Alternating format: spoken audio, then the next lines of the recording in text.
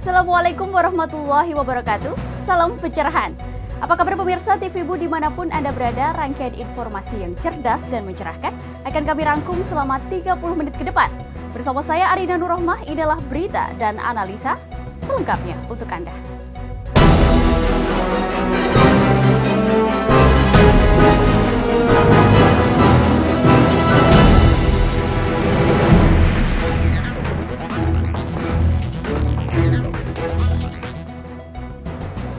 Ya pemirsa, terpilihnya Zulkifli Hasan selaku politisi PAN sebagai Ketua MPR tak lepas dari skenario di baliknya.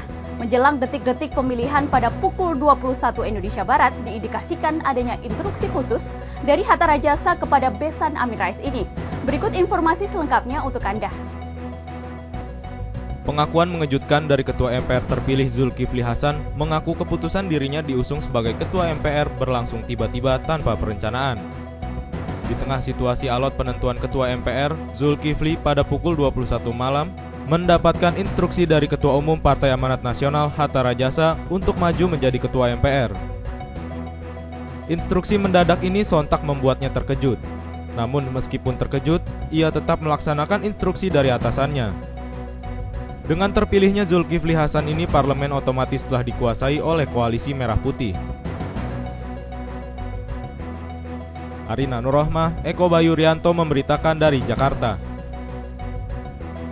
Ya pemirsa, sidang paripurna Majelis Permusyawaratan Rakyat Republik Indonesia yang digelar Selasa hingga Rabu pagi kemarin akhirnya menetapkan legislator dari fraksi Partai Amanah Nasional Zulkifli Hasan sebagai Ketua MPR RI periode 2014-2019. Lantas seperti apa profil dari mantan Menteri Kehutanan Kabinet Indonesia Bersatu ini? Berikut informasi selengkapnya untuk Anda. Zulkifli Hasan yang terpilih menjadi Ketua Majelis Permusyawaratan Rakyat melalui mekanisme pemungutan suara di parlemen diusung oleh Koalisi Merah Putih dengan perolehan suara terbanyak mencapai 347 suara. Politikus Partai Amanat Nasional ini masuk dalam usulan paket pimpinan MPR yang diajukan Koalisi Merah Putih dengan menempatkan 4 figur lainnya sebagai wakil ketua, yang diantaranya Mahyudin dari fraksi Partai Golkar, Mangindaan dari fraksi Partai Demokrat, dan Hidayat Nur Wahid dari Partai Keadilan Sejahtera, serta Usman Sabtaodang selaku senator yang diajukan DPD RI. Mengawali karir politiknya di Partai Amanat Nasional, pria kelahiran Lampung Selatan 17 Mei 1963 ini pernah menduduki sejumlah jabatan struktural di partai berlambang matahari tersebut. Di antaranya menjabat Ketua Departemen Logistik dan menjadi Sekretaris Jenderal Partai Amanat Nasional tahun 2005 hingga tahun 2010. Hingga ditetapkan sebagai Ketua Fraksi Partai Amanat Nasional DPR RI periode 2004-2009. Karir politik Zulkifli semakin cemerlang saat dipercaya Presiden Susilo Bambang Yudhoyono untuk menjabat sebagai Menteri Kehutanan di Kabinet Indonesia Bersatu Jilid 2. Setelah prosesi pemilu legislatif digelar, Zulkifli Hasan terpilih kembali menjadi legislator dari daerah pemilihan Lampung 1 yang berhasil meraup 174.144 suara.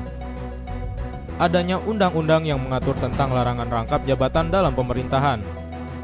Tepatnya tanggal 24 September kemarin, Zulkifli Hasan resmi mengundurkan diri dari jabatan Menteri Kehutanan sebagai syarat prosesi pelantikan dirinya sebagai anggota legislatif. Selain aktif di dunia politik, ayah 4 orang anak ini juga aktif menggeluti dunia bisnis. Hal ini ditandai dengan jabatannya sebagai Presiden Direktur sebuah perusahaan produsen peralatan rumah tangga yang berlokasi di wilayah Bogor, Jawa Barat. Terpilihnya Zulkifli Hasan sebagai Ketua Majelis Permusyawaratan Rakyat Republik Indonesia diharapkan dapat terus menguatkan fungsi lembaga tinggi negara yang bertugas mengawal Pancasila dan Undang-Undang Dasar, serta selalu mengedepankan kepentingan bangsa. Tim TVMU memberitakan dari Jakarta. Kualitas dan integritas aparat penegak hukum di Indonesia perlu diperbaiki. Pelaku kejahatan juga dapat merasakan efek jera terhadap hukum di Indonesia. Bidang pembangunan hukum di Indonesia masih memiliki banyak kelemahan dan kekurangan. Tak hanya masalah suap dan korupsi, kualitas dan integritas aparat penegak hukum juga perlu dibenahi. Sehingga penegak hukum di Indonesia bukan hanya simbol saja. Seperti yang dijelaskan oleh Hakim Agung Republik Indonesia, Topane Gayus Lumbun, penegakan hukum pemerintahan Jokowi JK harus diawali dengan hal yang baru dan aparatur-aparatur yang tepat. Berharap pemerintahan baru lebih berkonsentrasi pada pembenahan hukum nasional. Kepemerintahan yang ada nanti, maka faktor penegakan hukum haruslah diawali dengan hal-hal yang baru, hal-hal yang mempunyai ciri-ciri berbeda, hal-hal yang dimulai dengan bagaimana menempatkan aparatur yang tepat. Tadi saya sangat berbincang informal dengan Kabar Reskrim Pak Suhardi. Beliau memberhentikan memindahkan sebagian besar dari anggotanya di Barreskrim Mabes Polri. Ini salah satu harapan yang saya tuangkan dalam makalah saya ini adalah ke depan kita harus memulai dengan aparatur-aparatur yang justru bisa membuat masyarakat percaya kembali pada hukum. Masyarakat yang awalnya tidak percaya pada aparatur negara sehingga pulih kembali pada kepercayaan penegak hukum di Indonesia. Adanya komitmen dan leadership yang baik dan juga dapat berefek yang berkelanjutan hingga kalangan bawah. Rizky Nurul Ilmi, Bambang Triwibowo memberitakan dari Jakarta. Ya, saat menghadiri acara Trade Expo Indonesia 2014, Presiden terpilih Joko Widodo enggan ditanya soal kondisi politik terkini, khususnya pasca terpilihnya pimpinan Majelis Permusyawaratan Rakyat atau MPR yang baru. Ia mengatakan rakyat sudah bosan dengan urusan politik yang sekarang tinggal saatnya bekerja. Berikut kutipan selengkapnya untuk Anda. Dilantik saja belum, nanti ngomongnya saat dilantik. Ya, targetnya aja Pak, kira-kira berapa persen? Namanya kan sudah sering saya sampaikan, target kita 3 tahunan harusnya setuju. Langkahnya apa Pak kira-kira? Juga neraca defisit neraca dagang harus dihilangi, kecilin, hilangi. Jokowi, Pak, ini ketua MPR sama DPR ditinggal Komisi Merah Putih. Ini urusan ekonomi, jangan nanya politik. Sekarang urusan ekonomi. Ini urusan ekonomi. Rakyat sudah bosan dengan urusan seperti itu terus. Sudah rampung. Pemilihan DPR sudah rampung, pemilihan DPD sudah rampung, pemilihan MPR tadi sudah rampung. Sekarang tinggal bekerja. Sekarang bekerja. Ada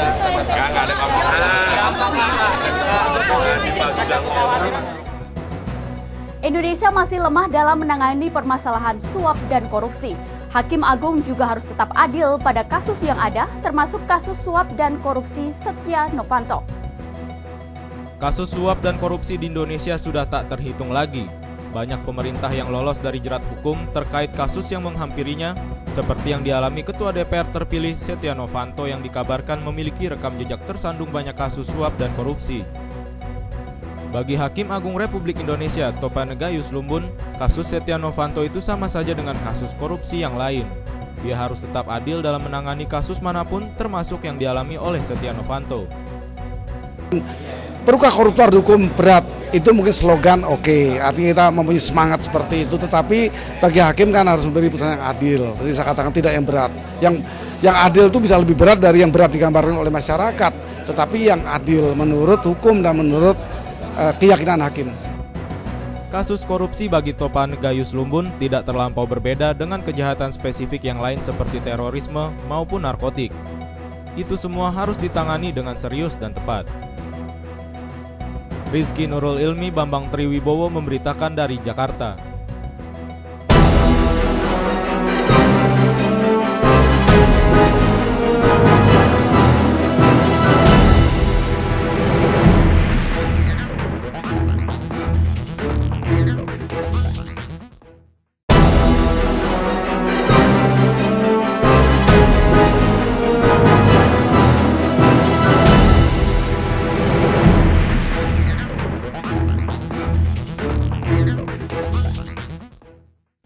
Ya, terima kasih pemirsa masih bersama kami di Berita dan Analisa. Presiden terpilih Joko Widodo bersama dengan Menteri Perdagangan M. Lutfi menghadiri acara pembukaan pameran perdagangan skala internasional Trade Expo Indonesia ke-29 di Jakarta International Expo. Berikut liputannya. Menanggapi penyelenggaraan pameran tersebut, Jokowi mengatakan ajang pameran ini sangat berguna untuk menjadi ajang promosi produk-produk dalam negeri. Usai berkeliling meninjau beberapa stand dalam pameran ini, Jokowi berharap ekspor barang dari Indonesia tidak hanya dalam bentuk barang mentah, namun juga mempunyai nilai lebih. Jokowi pun berharap agar pameran-pameran serupa dapat lebih diperbanyak karena menurutnya dengan cara itu dapat meningkatkan ekspor produk-produk dalam negeri. Selain mengandalkan kegiatan promosi melalui ajang pameran, Jokowi akan menjadikan para perwakilan duta besar di negara-negara sahabat untuk menjadi agen promosi produk-produk dalam negeri. Perlu lebih banyak lagi promosi-promosi, tidak hanya di kita di sini di Indonesia, tetapi di luar. Artinya kita menyerang pasar, kita menyerang negara-negara yang ingin kita masuki, sehingga kerja kita segera sampai ke sana semuanya. Itulah yang kita sampaikan. Duta besar itu tidak hanya diplomasi politik yang diperbanyak, tetapi sekarang ini duta besar 80-90% harus masuk ke diplomasi ekonomi, diplomasi perdagangan, tahu mengenai produk-produk yang ada di negara kita. Usai meresmikan pameran, Jokowi dan Lutfi berkeliling mengunjungi beberapa lokasi stand pameran. Sambil mendapatkan penjelasan dari beberapa pejabat di Kementerian Perdagangan, Jokowi tampak melihat-lihat beberapa stand furniture, kerajinan tangan, dan pameran industri kopi dari berbagai wilayah Nusantara. Andri Rahmawan memberitakan dari Jakarta. Pemirsa, Indonesia kembali menggelar Trade Expo Indonesia ke-29 di Jakarta International Expo Kemayoran. Dalam expo kali ini, Kemendak menargetkan nilai transaksi capai $800 juta atau naik sekitar 10% dibandingkan tahun lalu. Menteri Perdagangan Muhammad Lutfi menargetkan nilai transaksi di Trade Expo Indonesia 2014 mencapai $800 juta atau 9,6 triliun rupiah. Target ini meningkat 10% dari target tahun lalu yang hanya sekitar $662 juta. Berbagai jenis produk dalam negeri dipamerkan di acara ini guna menunjukkan pada dunia bahwa Indonesia kini sudah menjadi sebuah negara industri. Ini pertumbuhannya ini juga bukan hanya untuk produksi Indonesia, tetapi menunjukkan kepada dunia Indonesia ini sedang mentransformasikan produk-produknya dari barang setengah jadi dan barang mentah menjadi barang jadi dan industrialisasi. Di dalam pameran ini, Lutfi ingin menggenjot ekspor produk otomotif. Ia menyebutkan ekspor produk otomotif Indonesia tumbuh dari tahun ke tahun. 5 tahun lalu, ekspor otomotif Indonesia hanya $500.000. Kini ekspor otomotif sudah mencapai nilai $4,5 miliar. Lutfi mengatakan tahun ini Indonesia masuk dalam 10 besar negara produsen otomotif di dunia.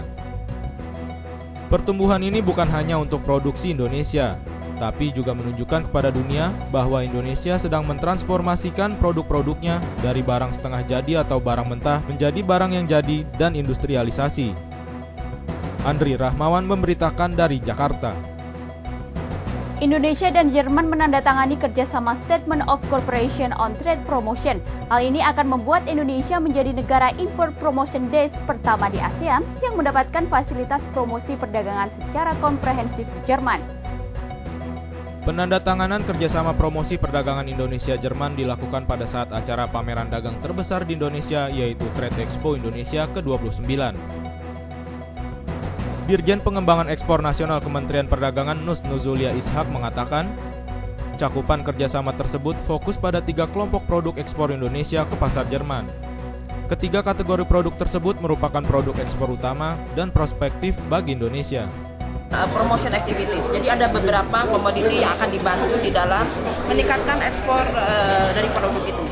Sebagai contoh adalah untuk buah-buahan dan sayur-sayuran. Kemudian juga untuk beberapa produk pharmaceutical, herb, food ingredient, dan juga kosmetik.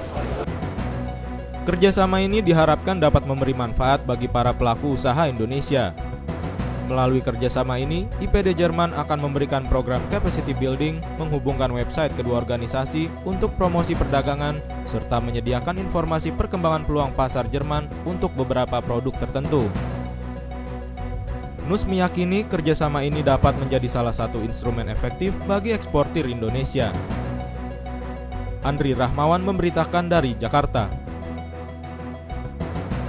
Kementerian yang terlibat di dalam pelaksanaan kegiatan Bakti Kesra Nusantara 2014 diberikan oleh Kementerian Koordinator Bidang Kesejahteraan Rakyat. Berikut liputan selengkapnya.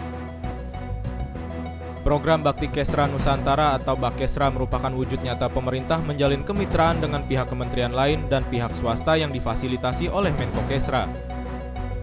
Kemitraan itu berupa upaya mempercepat pembangunan pulau yang tertinggal, terdepan, dan terluar. Menko Kesra Agung Laksono mengemukakan Bakesra awalnya kegiatan tindak lanjut dari kunjungan kerja di 3 kementerian, yaitu Menko Kesra, Menteri Pertahanan, dan Menristek di pulau terdepan di Provinsi Sulawesi Utara atau Pulau Marampit 3 tahun yang lalu. Menurutnya kondisi pulau tersebut terbatas dalam bidang pendidikan, pelayanan kesehatan, tingkat ekonomi, maupun sarana dan prasarana.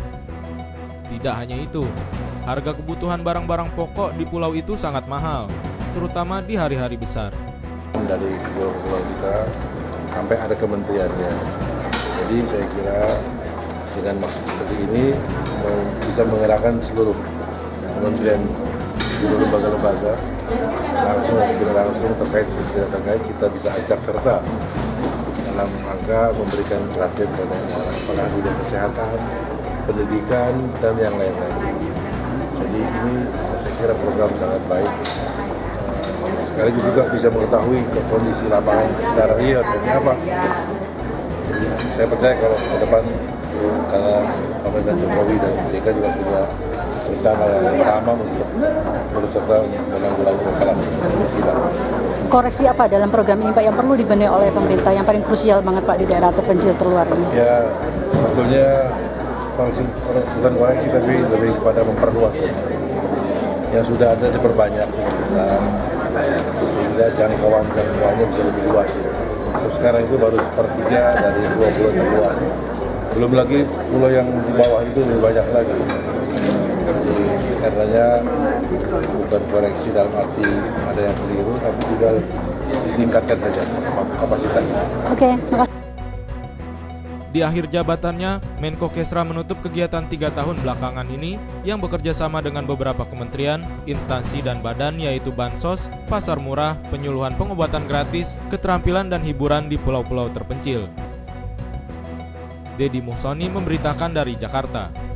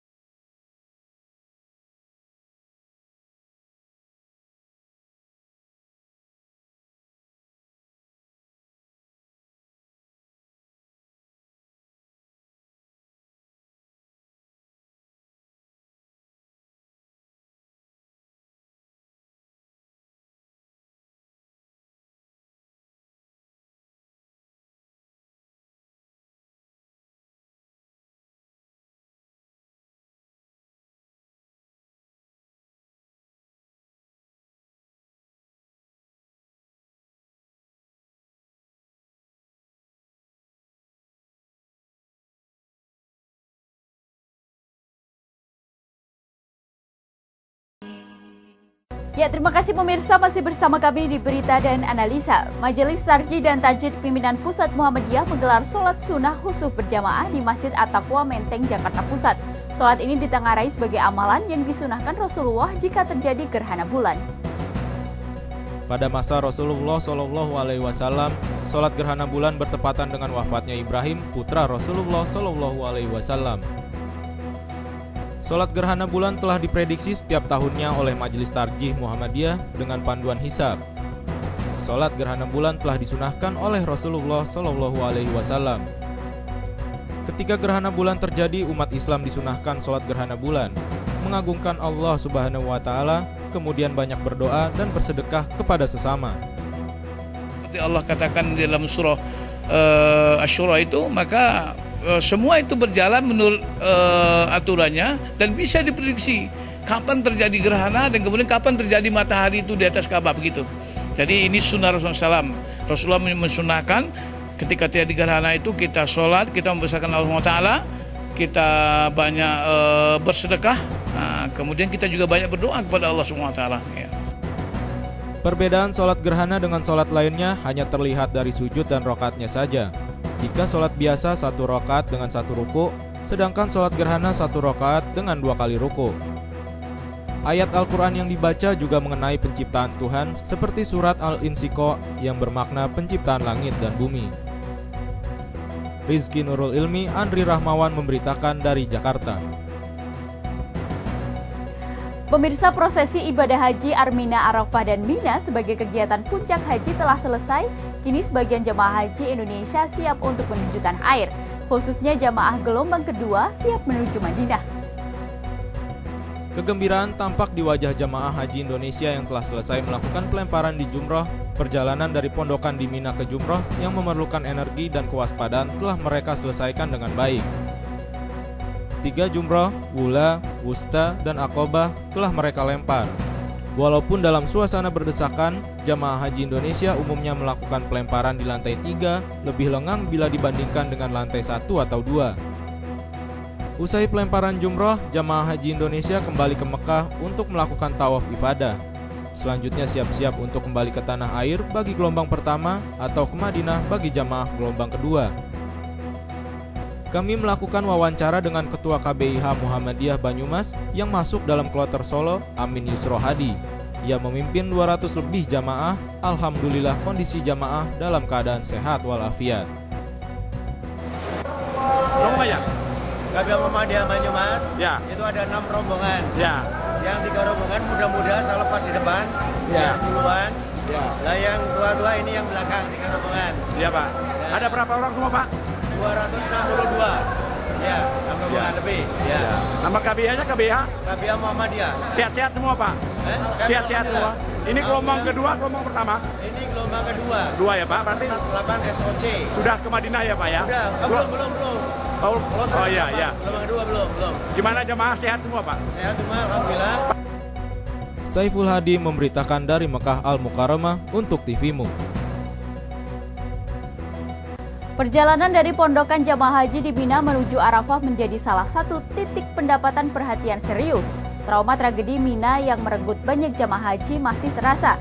Namun berbagai ritual yang dilakukan jamaah berbagai negara menjadikan proses pelemparan itu sangat menarik.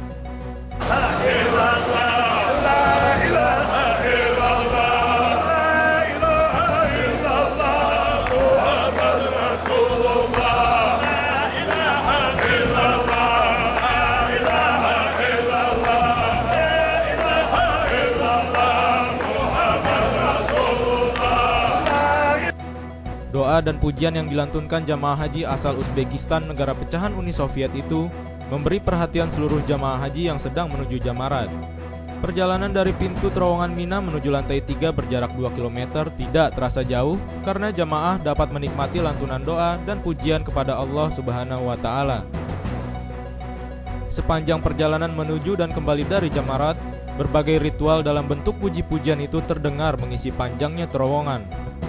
Terowongan yang panjangnya lebih dari 700 meter itu memiliki akuistik yang apik untuk melantunkan puji-pujian, karena gaung suara menjadi sangat enak didengar. Jemaah haji Indonesia banyak yang melantunkan talbiyah secara bersama Demikian juga jamaah dari berbagai negara, tentu saja dengan versi dan gaya suara yang berbeda. Sesekali terdengar takbir, karena bersamaan dengan pelemparan di hari pertama adalah hari Nahar, di mana penduduk yang tidak sedang melakukan ibadah haji merayakan Idul Adha. Ritual yang dilantunkan jamaah haji asal Uzbekistan terasa sangat indah dan enak didengar. Doa seperti La ilaha illallah mereka bunyikan dengan nada suara yang berbeda. Terowongan Mina menjadi sangat asik. Langkah kita pun terasa ringan, karena kita pun ikut bertalbiyah dan bertahmid kepada Allah Subhanahu wa Ta'ala. Saiful Hadi memberitakan dari Mina untuk TVMU. Menteri Agama Lukman Hakim Saifuddin bersama Ketua Majelis Ulama Indonesia Din Samsudin yang juga Ketua Pimpinan Pusat Muhammadiyah mengunjungi pemondokan jamaah haji Indonesia di Arafah. Keduanya berkeliling pemondokan dan menanyakan berbagai fasilitas Arafah. Kunjungan yang berlangsung malam hari itu berlangsung saat jamaah haji Indonesia baru memasuki Arafah. Sebagian jamaah baru menyelesaikan sholat maghrib dan makan malam, sedangkan sebagian lainnya masih di perjalanan menuju Arafah. Kehadiran Menteri Agama dan Ketua Majelis Ulama Indonesia Din Samsudin itu tentu saja disambut meriah jamaah haji Indonesia. Di setiap pondokan, keduanya dielu-elukan dengan meminta foto bersama. Menteri Agama menanyakan kepada jamaah bagaimana fasilitas di Arafah, bagaimana makanan dan bagaimana kesehatan jamaah. Menteri tidak saja mengunjungi pondokan, tapi juga melihat langsung ke dapur umum di Pondokan Arafah 55. Di sana ditanyakan akan menu hari ini. Sedangkan di posko kesehatan, Menteri bertanya seputar layanan kesehatan, termasuk beberapa jamaah yang sakit. Fasilitas haji di Arafah untuk pelaksanaan haji 2014 masih belum banyak berubah. Menu makan masih sangat standar dan kurang bervariasi.